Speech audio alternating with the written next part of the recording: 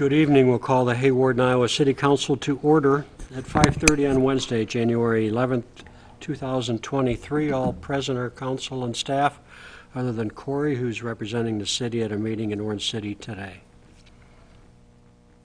We'll start out with 1A, approval of the December 28th, 2022 regular city council meeting minutes. So moved. Been motioned by Rob. Is there a second? A second. Seconded by John. Motion and a second for the approval of the December 28th, 2022 regular city council meeting minutes. All in favor of that motion, please say aye. Aye. Those opposed? That passes 5-0. Next, we'll move to claims for payment for today. I'll start with my right for Monty for questions. Nope, thanks. Thank you, Travis. None, thank you. John? None, thank you. Patty? None. Rob, any questions? No questions. Is there a motion for claims for payment? I make a motion. Motion by Patty. Is there a second? So moved. Seconded by John. Motion for and second for claims for payment for January 11th. All in favor, please say aye. Aye. Those opposed? That again passes 5-0. Next is open business from the community. I think all you folks are for reports a little bit later, so we'll move on to the mayor's report. Our thanks to Erin Norling, the teacher of business at West Sioux School, for inviting myself and Wanda, Travis, and both Maddie and Julie from the library to be a part of the presentation of the students in the CAPS program. CAPS is for Center for Advanced Professional Studies. Two different groups of 3 students each gave a presentation about their program idea for the use of the pavilion. As panel members, we asked questions in regard to their presentations. The students are very well prepared and brought forth some great ideas for their class. Following this meeting, I'll be representing Hawarden at the annual Sioux County Emergency Management Commission.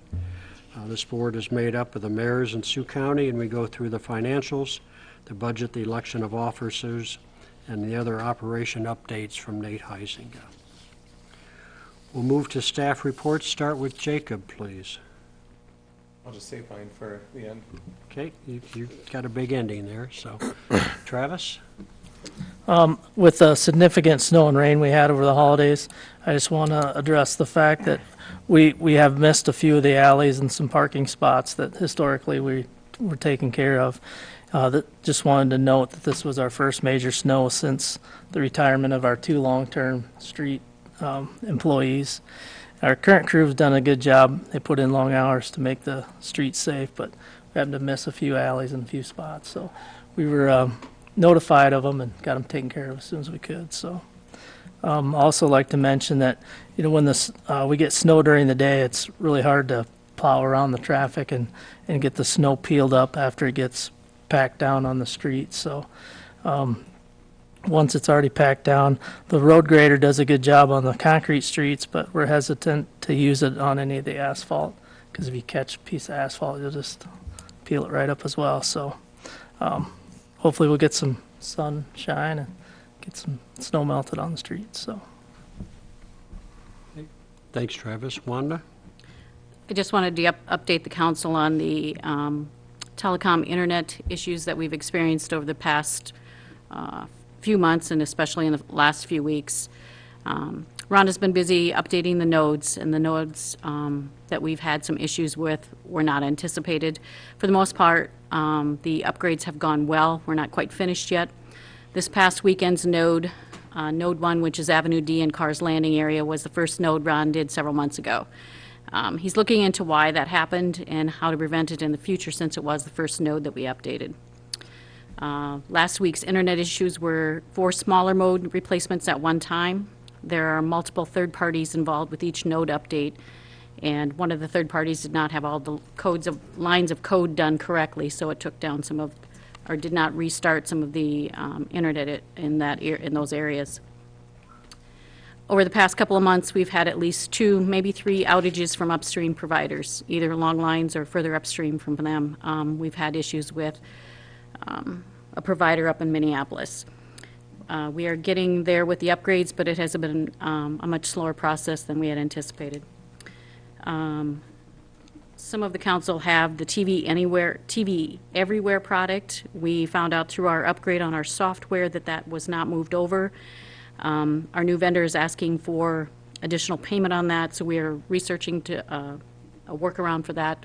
Just stay tuned and we'll see what we can do for that. One of the things that I did want council and our citizens to know, the typical notification process that we have had in place was a notification back to Ron if something had gone down any of our modems, but because we are in between two systems, those notifications are not happening at this point. So we encourage anytime that there's an outage that our citizens either let us know through our webpage, there's an after-hours contact number, or message us on our Facebook page, and we're monitoring those to let us know. That's all I have, Rick. Thank you. Jenny, anything? Nothing, thank you. Thank you. Carol, please. Nothing at this time. Okay, thank you. Any council comments or questions for staff before we move on from council? Okay, hearing none, we'll move to the mayor's report.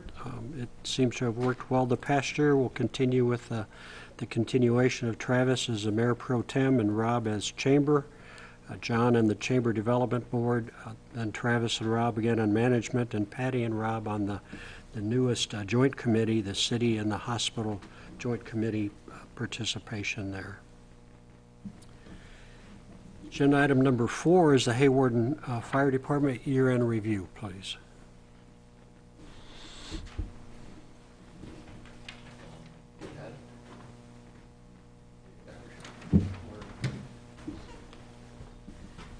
Good evening. Thank you for inviting us tonight. Kind of a cap of last year. We ended up having 118 calls last year, which is way more than I anticipated. The year before that, we had 74. With that said, we sat down as officers and found out that we were going to be completely way out of budget for our run fees.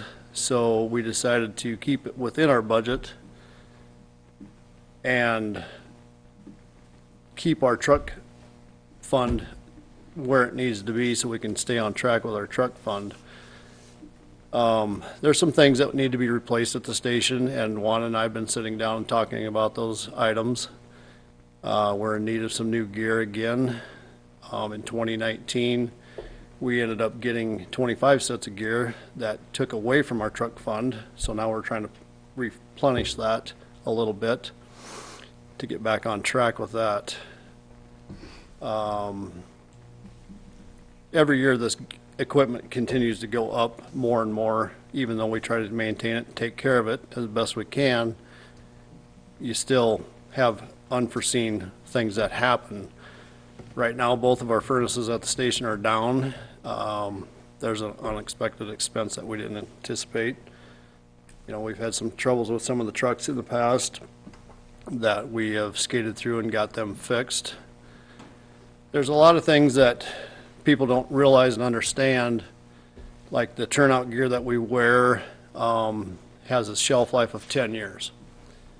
And we've got 9 sets now that need to be replaced again, and we're looking to try to get on track with that here in the future and set the budget to where we can maybe buy 3 sets a year to stay on track of that instead of having 25 sets come due at one time. So we're trying to work out some of that stuff in the budget also. We've got one truck that's a 1989 model that is getting quite old. Parts are getting harder to find, but knock on wood, we've been keeping it together. One of our brush trucks that we use for fighting grass fires and field fires is starting to show a little age on it. The motor's starting to get a little weak on it. Looking at potentially replacing that truck also. If you guys ever want to look at our call volumes and calls that we had, if you go on our Facebook page, you can see our descriptions of our calls. It tells them pretty laid out. Last year we had about 35, 40 grass fires, and we started fighting grass fires in February last year because it was so darn dry. You know, back in 2020, we had 91 calls, so it just fluctuates a lot. We can't predict how many times that we're gonna answer that call. You know, when I first got on 30 years ago, we had maybe 40 calls a year. So every year, you just never know. And it's not just grass fires or structure fires. We had approximately, I can't remember the number right now, between us and mutual aid departments, I think we had 14 or 15 structure fires that we went to. We had probably 15 auto accidents that we went to, and a lot of other calls in between.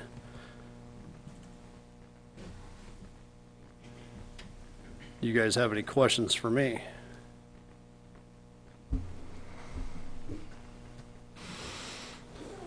Questions from council?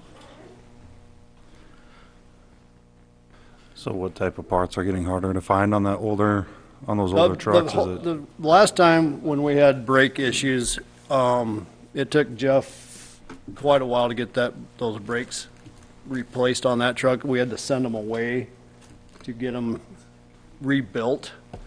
And if I remember correctly, just one brake on one wheel was, what, $2,500 or so, just for that one wheel to get replaced.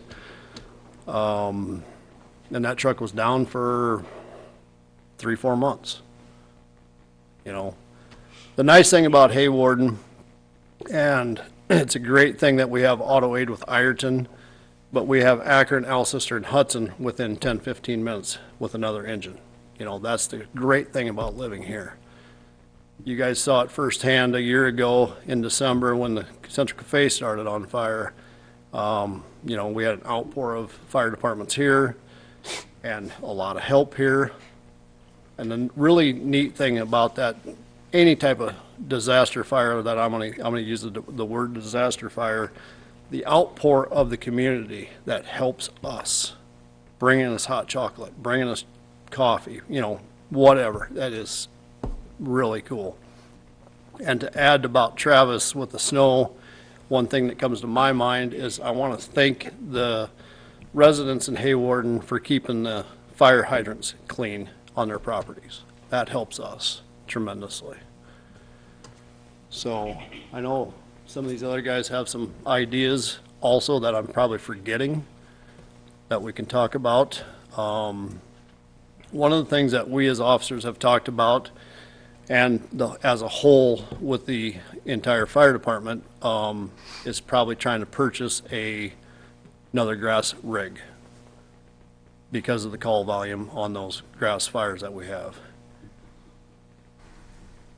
We don't have an estimate of what a grass rig would cost. We've got some ideas, but in order to find one of the suggestions that got brought up at our officers meeting was maybe seeing if there's a state bid on a chassis. You know, I don't know if there is, like the state bid for the pickups that we use in the city. That might save us some money down the road. We haven't really looked into that yet. So, but every year, you know, we have our fundraisers. January 21st, we're having our Fireman's Dance. I want everybody to come out and support us. It's going to be at Rooster Steakhouse this year. We use that fundraising money to buy the things that typically we can't afford or can't buy with the city budget. And for example, 2 years ago, we had a fundraiser and we bought a new set of Jaws of Life. And it took us a couple fundraisers to get the money for that, but that set of Jaws of Life cost us over $25,000, and we've used that thing a lot since we bought it. And these fundraisers help offset the city budget to buy the necessity things that we kind of need, you know. So it's tools that we use not on an everyday basis, but a lot of times.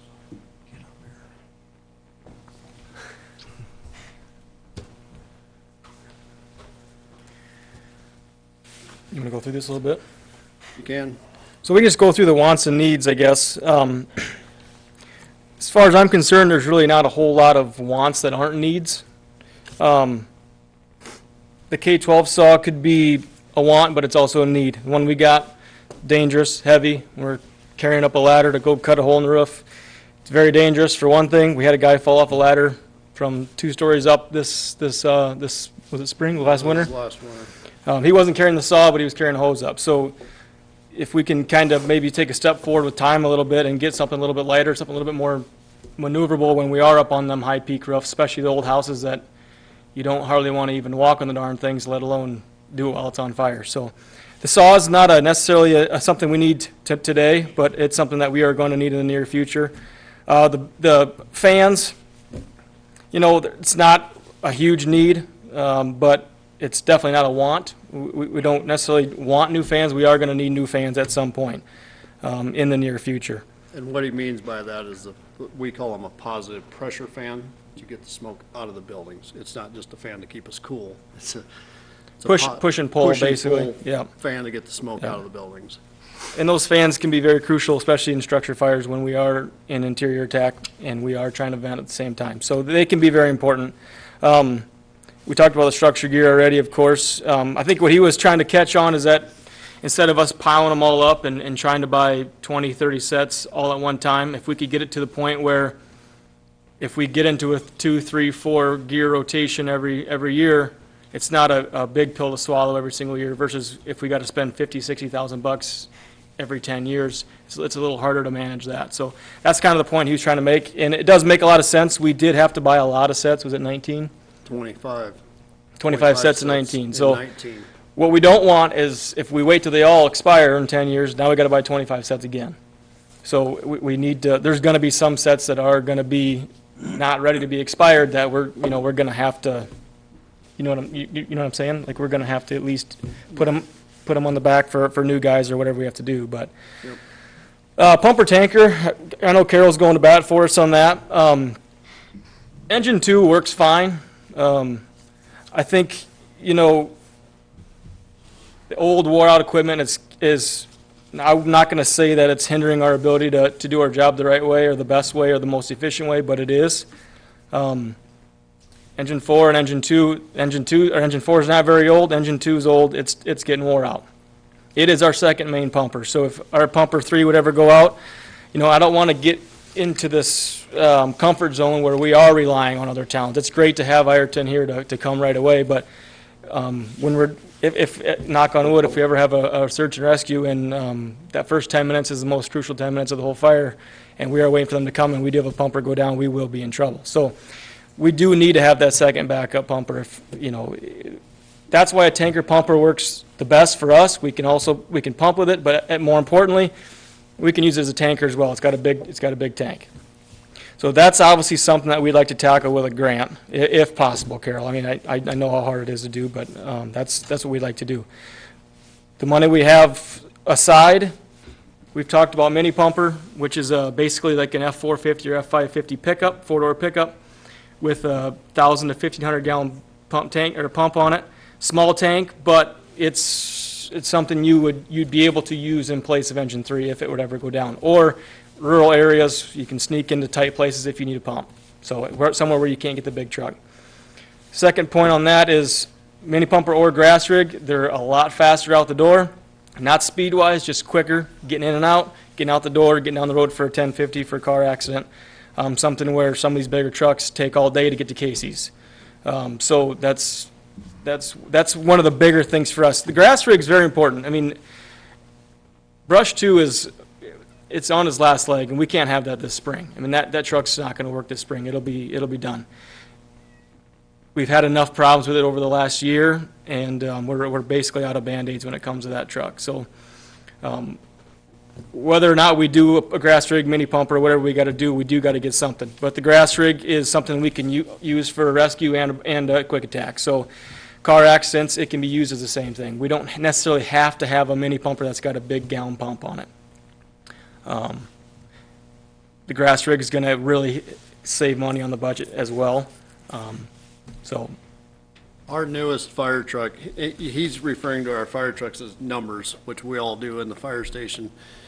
Our newest fire truck is our main pumper. It's a 2009 model.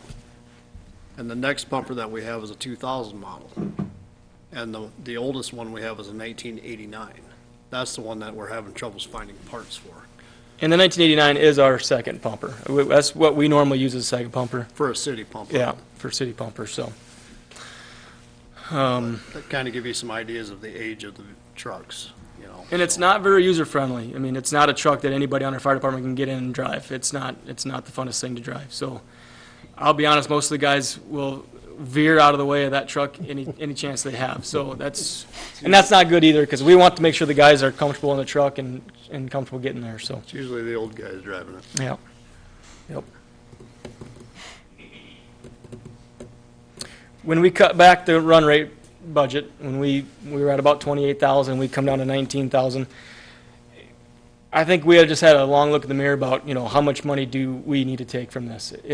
Is it that important that we get the run rate money, or is it more important for us to put money back in the fund and make sure that we can address some of these needs that we need? It's like put a little skin in the game, right? I mean, that's kind of what our objective was by bringing that down. And really, it was accepted very well. Very well. So, I mean, it wasn't, it's something that we were going to do in the, in the future, so. We don't do it for the money. No, so. How about your grass rig? What do we have existing? We have 2 grass rigs. One's a 1997 model, and the other one's a 1999. 99? So that- And basically, these grass pickups, the one in particular that we're talking about that's starting to fail on us, it's been overheated so many times, the engine's getting weak on it. It goes to just about every call we have, because we don't want firemen taking their personal vehicles to calls. So we'll use that pickup for loading dirty hose after a bad fire. We'll use that pickup for just about everything. But number one, it's quick out the door for grass fires, field fires, things like that, bale fires. It works really well off-road in the fields because it's not heavy. And that's what we're kind of looking for, is something that's not completely heavy to where you're sinking it in the field or have to get a wrecker to pull it out or whatever. We're going to try to stay light, on this thing a little bit, but make it to where that pickup that we're talking about is just a 2-man cab. And the one that we would like to get into is like a 4-man cab. And we'd like to put our jaws of life on that truck, so it is a first responder truck for going to car accidents. It's capable of putting fires out. It's capable to, extricate people if they need to be from a car accident, and use it for grass fires, field fires. So it's kind of a multi-purpose truck. And it's going to be faster to get out the door on a car accident than it would be our engine, because it will get down the road quicker. So that would probably be our primary truck going out the door for a car accident. Well, and it's good you're planning for the pumper tanker. When are you thinking? Are you thinking of just kind of working on it, see if you can get a grant, and whatever you got in the replacement? We have applied for some FEMA grants to replace that truck. We didn't get the grant. Well, that happens over And- FEMA. That truck, scheduled-wise, should have been replaced last year Okay. on a regular rotation schedule. But back in 19, when we needed all that 25 sets of gear, I came to the city, and that's where we fell short on the truck fund, is we took the money from the truck fund to buy the gear. So that's why we're a little bit short right now on the truck end of things. Since then, we've replenished some of that money back in there, but not near enough to purchase a truck. And, if you look to replace that truck, you're looking at probably $400,000. Yes. It is. There I don't are know- some good used trucks out there, but you're taking a risk. Sometimes you're taking a risk. The last truck that we bought, our newest truck that we bought, was a demonstrated truck. And like I said, that truck, the newest truck we have is a 2009, and it works fine, but you still got maintenance to it, you still got upkeep to it, just like anything else. Whatever trucks we replace too, that is also funds coming back, so I mean, we don't really know what order or which trucks we would actually get rid of if we were gonna replace them, or which trucks we would replace. We know what we want, we just don't know if we're gonna take Rescue 5 out of the lineup, or if we're gonna, what we're gonna do, so. It's basically, we're just trying to use the money that we have available in the best way possible right now for what we need right now. yeah, we're putting a little bit of faith in some grants, but at this time, if we sit here and hold off and try to save every dime we got, we might be a couple trucks down before we even have enough money ready to replace one truck. So we're trying to get to the point where we don't have to worry about these trucks every time we go out on a call, or he's taking his time during the day, or Jeff's taking his time during the day to fix their fire trucks. You know, I know that they do it for nothing, or maybe they don't do it for nothing, I don't know, but they take their time, you know, to do it. And it'd be nice to not have to worry about that, especially if some of the rookies that are on these trucks, you know, especially the brush too, when you got one guy in the cab and one guy standing on the back bouncing through the cornfields and corn stalks, and it's not the safest thing on the planet, and two, there's only one guy in the back, you don't have a backup guy to help you. So, it's worked for the longest time, but, That's kind of why we'd like to get into something that holds more manpower than just a two-man cab. You know, when we bought that truck, it was a great asset. But it's time to replace it. So it narrows down to. Well, and it's important to me, the gear for the firemen, so I like the fact that you're trying to get to a point where you're buying so much every year, and Yeah, we just got to sit down and get that budgeted to where we can do it on a regular schedule instead of all come and do it one time. Anything else from council? All right. On behalf of the council, thanks to the chief and all thank the you. officers, all the members. Appreciate your conversations with Wanda to get all of this kind of budgeting going. And again, as you mentioned earlier, remind the citizenry of your fundraiser at the end of the month. 21st, yep. And And- also, as you talked, the mutual aid is so important too, as we witnessed a year ago. Yep. Yep. One of the things that we haven't touched on yet is, I think, when we talked in the meeting last week, was that you're looking for council input on being able to, the money set aside in your capital equipment fund for the mini pumper grass rig. You want to start looking for it, so they're looking for some commitment from the council that they can start doing that, to be able to look for that, because the money is set aside for I mean, that. is there money for that? Are you talking about the mini pumper? The There's $150,000, there's yeah. sufficient funds? They've got $158,000 in their capital improvements fund, their capital equipment fund through this budget year. So, and then there'll be another $40,000 put in at the end of this fiscal year, which would be in the end of June. I would say look for it, and, you know, you have the funds there, you got to replace them every so often, it's just the way it is.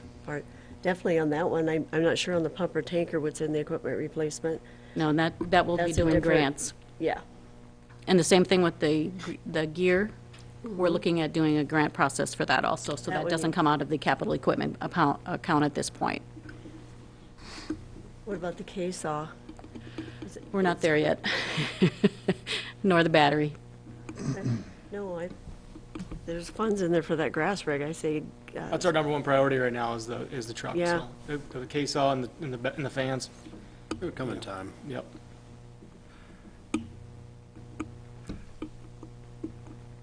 One of the things that, in the grant process, I know we haven't sat down and met on this yet, but I would have to throw out there is that your fund that you have with the money in it, I think I would get a lot more mileage if we applied for the grants and used part of this as a cash match for, say, the mini pumper, and then we get a grant that would pay $100,000 of the $150,000 tab. Having that money and then putting in for these grants, there are some wonderful funding opportunities out there right now. So to get going on those quickly and to have this money and have me be able to say, I'm going to contact the Board of Supervisors for the county and I'm going to ask them for $50,000. I'm going to ask these people. You know, we're going to get some collaboration and it will go a long ways to have this money. So, and I'm not saying you can't do it. You guys can do it however you want. But I'm saying to completely deplete your fund and have no cash match money is not a good move in the grant world. so I guess I was understanding that was probably a line item in equipment replacement for a truck of that nature. Did Which I- one, the gas rig or the The gas tanker? rig, and then there's probably one for tanker and. No, Oh, okay, I misunderstood you. That'll wipe it out. Yeah, it'll wipe it out. We do wipe it out, we get $40,000 a year. It's gonna take 10 years just to get to 400,000 to build a buy a Usually truck. there's okay, I thought it was just, we used to do it per truck. No. you know. I think our first alternative is to buy a grass rig, spend that $40,000 or $50,000 this spring, so we have, that's our main thing that we need right now, is to purchase a grass rig, and that would leave us with $70,000 or $80,000 in our budget, so if it does come along, we can get matching funds toward that mini pumper. We can elaborate on that. The 150 is actually an estimate on what a mini pumper is. A mini pumper and a grass rig is not the same style truck. Two different style Two trucks. different completed. Two different, completely different trucks. But the 150 is on the high side for a mini pumper. Would be a used mini pumper, not a new one. The grass rig, we can buy a cab and chassis for probably 50, 60 grand and then use the skid we have. My opinion, that's not the way to go. I would like to buy a cab and chassis, but try to buy another skid to put in it, not the one we currently have. Something that's got some storage so we can use it as a rescue truck. So it's not going to be fit and finished by a cab and chassis, throw our skid on it, and away we go. It's not going to be that simple, but, so 50, 60,000 bucks would probably get us what we need, 70,000 on a good grass rig that we can actually use the way we want to use it. A double featured truck. It's not just for fighting grass fires, it's also for rescue and incident command, so. So we wouldn't believe, so that's a total fund for both those. For everything for the fire department.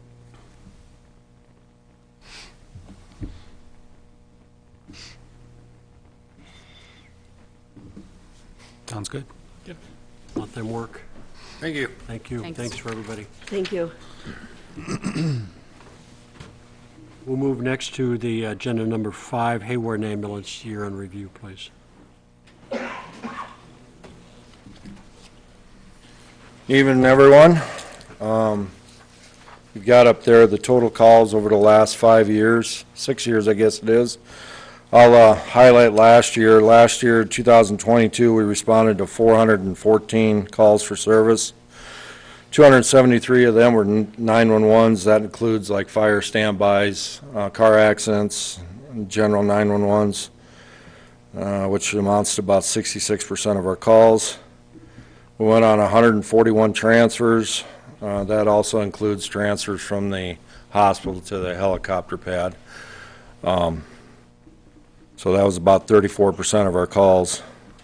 Currently, right now, we have 32 members on the squad. We have 13 EMTs, 8 RNs that function as EMTs under their RN status, 1 paramedic, and we have 10 drivers. We have 2 people that are enrolled in the online class that's going to start the end of January, EMT class, through Sanford and Sioux Falls. Last year, I applied for a grant through the Community Foundation grant. We're going to be adding 10 new sets of extrication gear for the EMTs. They also, we also use them for COVID protection.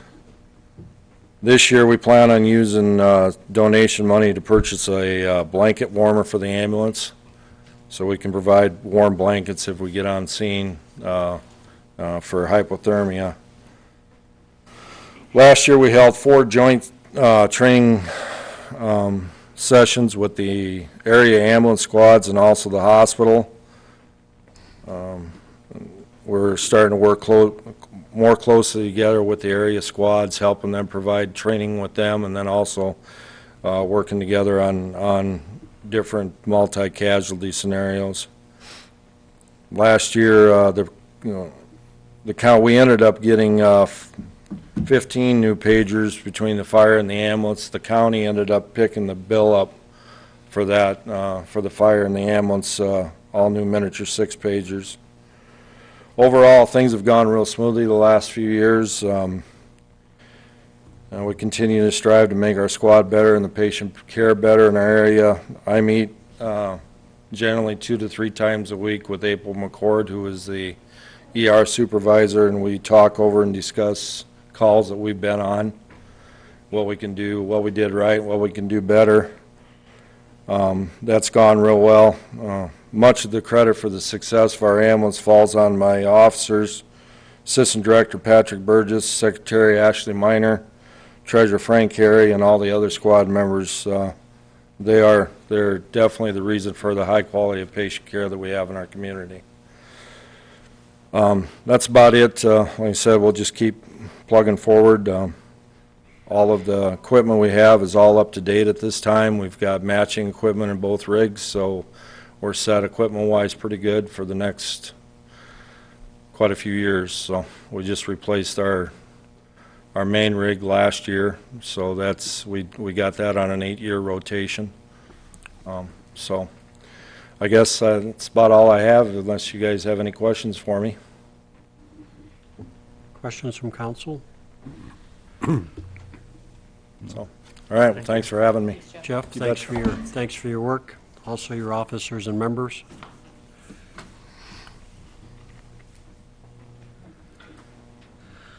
Agenda item number 6, downtown building permit with Tyson Rule. Pass that to Wanda, please. So per our meeting in December, because of how our code is listed for the fire zone, which is the downtown area, any type of construction improvements, whether it's outside or inside any of those buildings, requires the council to approve the building permit. This building is the old Rodney's building, and they are looking to put the Rural Wrestling Center in there.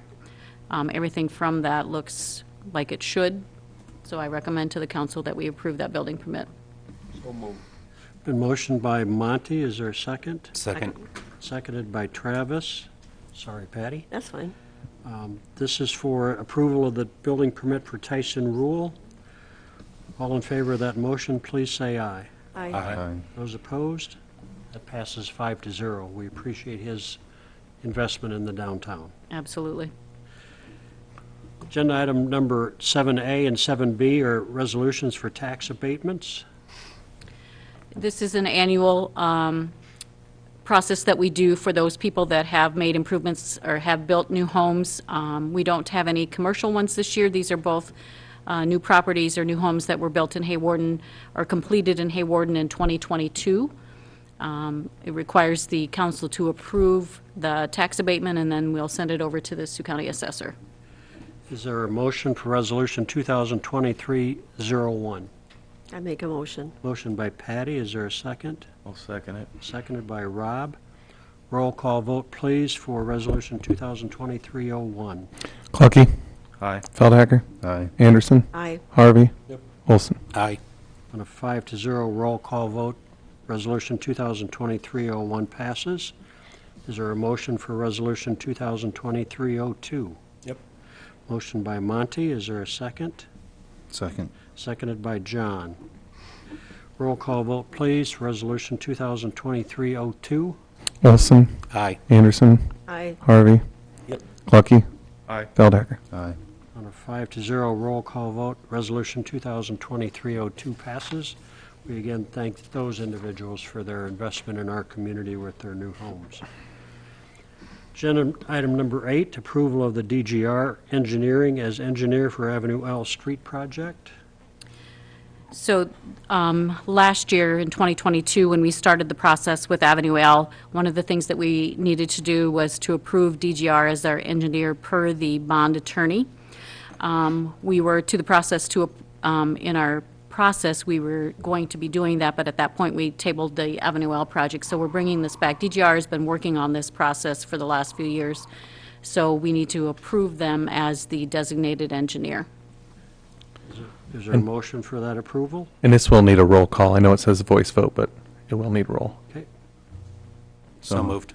Moved by Travis. I'll second. Seconded by John.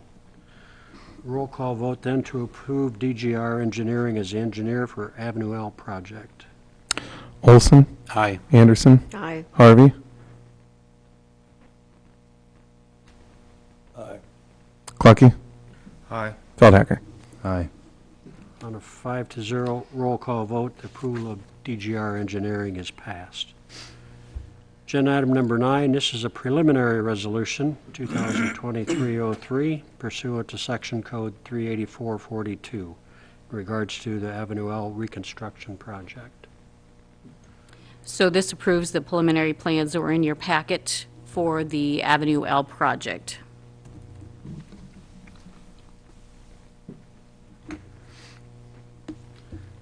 So moved. There's been a motion by Travis.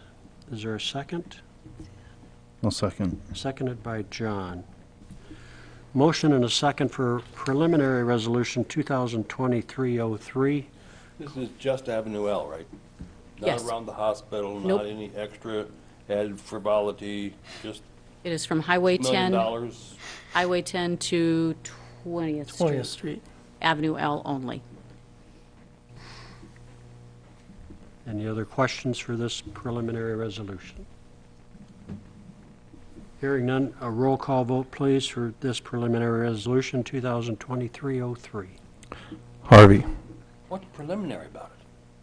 It's part of the statute that requires us to do it. Aye. Feldhacker.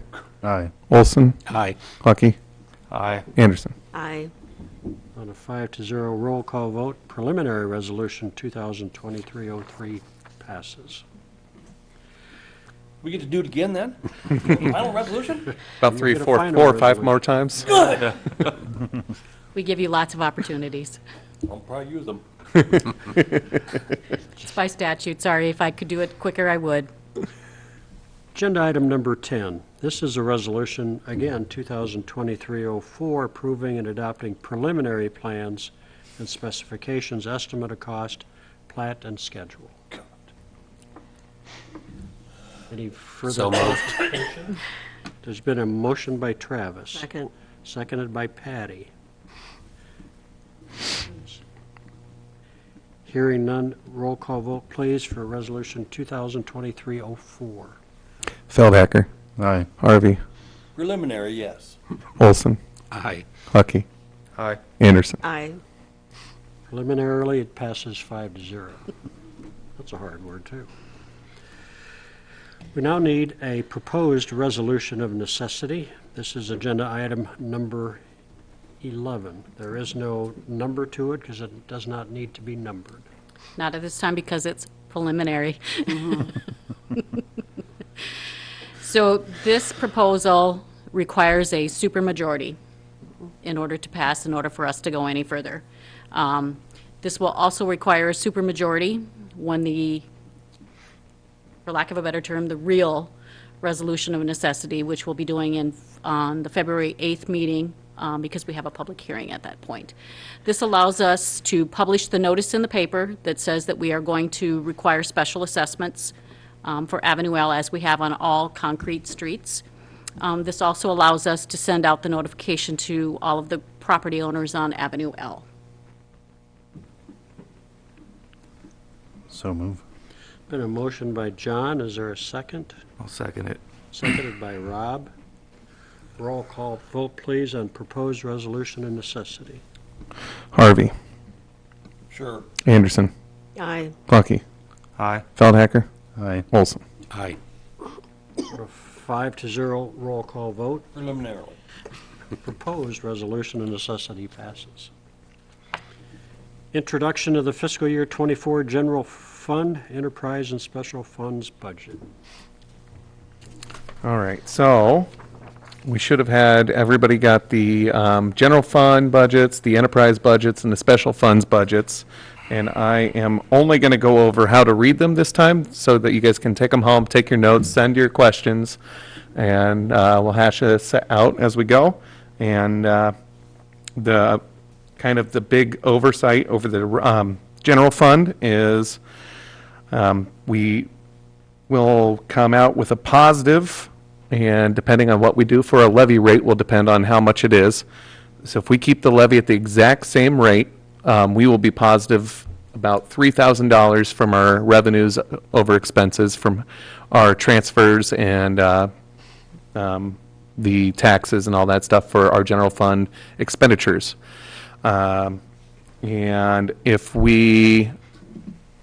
that would, because we'll get a little bit less dollars this year than we did last year because the valuations dropped due to a multi-residential reclassification. Statewide. So we are getting to keep the levy rate the exact same, we'll get $6,000 less this year than we did last year. So, Our valuations actually went up almost 2 million, the valuations, but the tax valuation, actually, we are at a deficit of almost 900,000. So what we're receiving in tax funds, it's significant. And I'll get those numbers for you and have those ready for the next council meeting, so you have those in front of you. Yeah, that'd be good. and then the enterprise funds will be all of our utility funds and telecom and all that stuff. And those are self-sustaining, so you can see the revenues and the expenses on each tab. The special revenue funds, what's going to be the big reason why that's kind of included inside this is because it's got our RUT funds in there, and we pay a majority of our street stuff out of RUT, which keeps our general fund lower and more able to stay in line with what we have available to us. The things that I need from you guys tonight is an idea of what you guys want to do with the tax levy, because I have two options right now. Option one, we keep it the exact same levy rate that we had last year, and we're short $6,000 from that year to this year. Option two is to raise it 5 cents. So instead of the, not touchscreen, the 14.89, it would be 14.94. And that would only leave us $3,000 short, but it would allow me to not have to do another transfer for one of our special revenue funds. But if what you guys really want to do is to keep it the same, all that it will cost us is a $3,000 difference from that. So, Or we find cuts. what's that? Or we find cuts. Yep. Well, right now, if we do the exact same, we don't necessarily have to make a cut. We'll still be positive from what we have now, unless you guys do some adjustments and something goes up or down, then we'll have to look at it accordingly. Right now, we're just towing the line of spending everything that we're getting in. So, if that's your guys' intent, it'll be something that I'll need to know, because next meeting, I'll be setting the public hearing for the max levy, which is the first step for our budget process. It's just saying the maximum amount of dollars that we'll take from somebody as a levy rate. So that will have to be in the paper the day after our next council meeting to make it for the next meeting.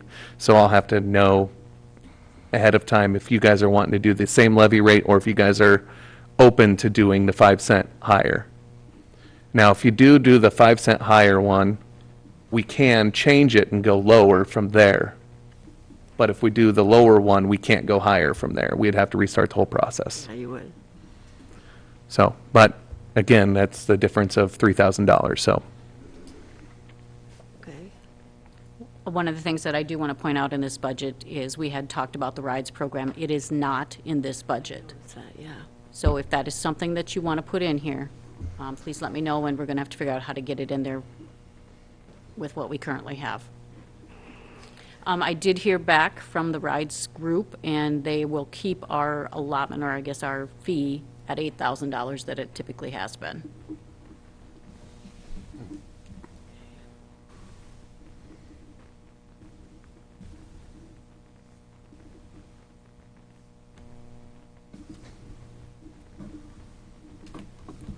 I like the assessment where it is.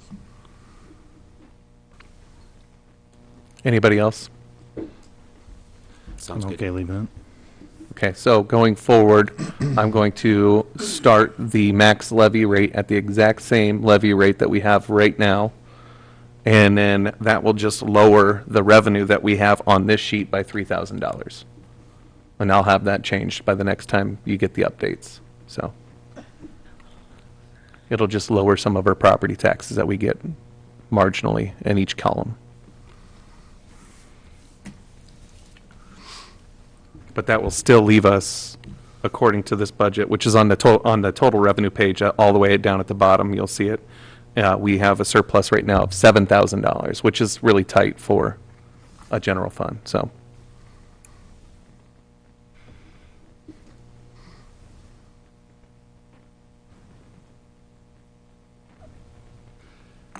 And then we'll be ready to go over the budgets more in detail later. Do you want me to pick up like the hard copy that I'd like to have Yes, coming in we'll and have pick a it hard copy printed out for you. up? Okay. Absolutely.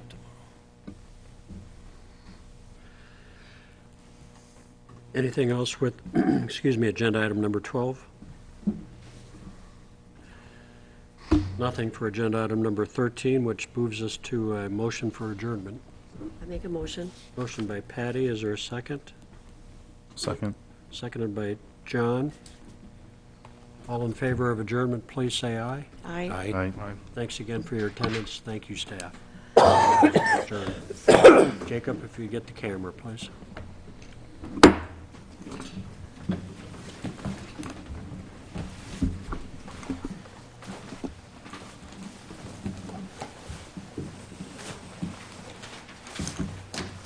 You wanna borrow my shoes? You want to trade on the walk out? No, but I'll let you use them if you bring them back.